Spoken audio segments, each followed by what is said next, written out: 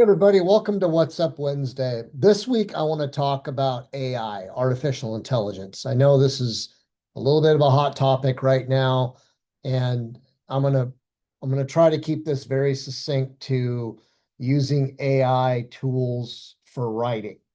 Now, the first thing I would say though, before I dive into that is, again, there's a lot of talk around the use of AI right now, a lot of resistance. There's a lot of fear because people think that AI is going to take away jobs. And I think ultimately it will over time.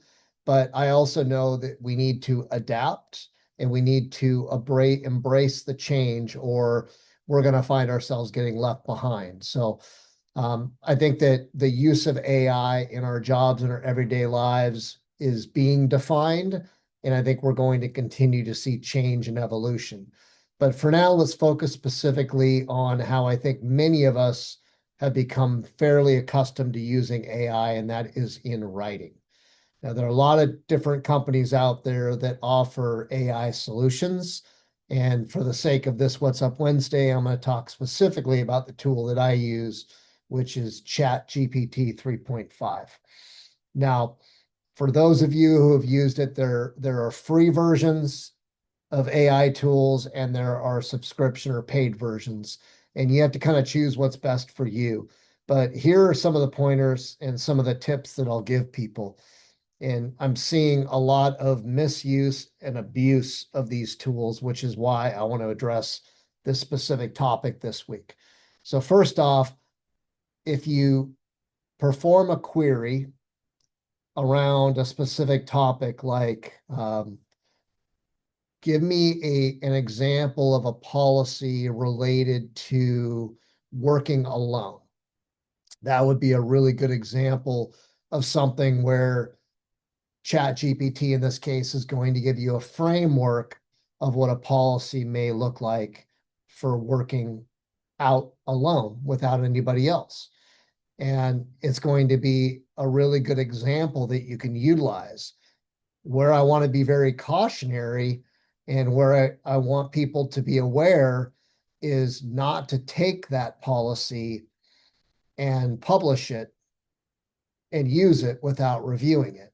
So here's a perfect example of misuse is we actually are performing a project right now where we have an outside vendor who's doing some work on our behalf.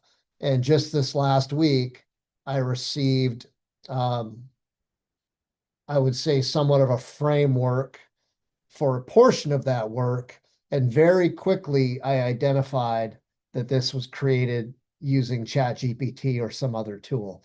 And I don't know whether it had been scrubbed or not, but there are some telltale signs that it was produced by artificial intelligence and not by the human it came from. So, we're seeing more and more of this.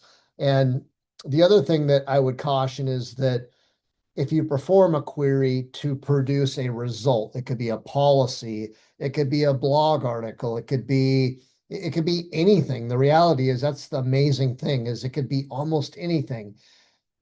But if you produce something, then you can actually review it and then you can refine it. You can continue to refine it and get more and more specific to what you're looking for. And then my recommendation is take that work product and completely dissect it and make it your own. So take parts and pieces of it, modify it, read through it and read through it again to make sure that it makes sense and that it's accurate before you publish it in any way as your own. Another really good example of using that same tool would be maybe taking an old policy that you have. Here's a perfect example. Taking a policy that you have related to fall protection in a specific state that you're working in, and then comparing that policy. Let's just say that policy was written in 2020, and you want to compare that policy to changes that have occurred in that state related to fall protection since 2020.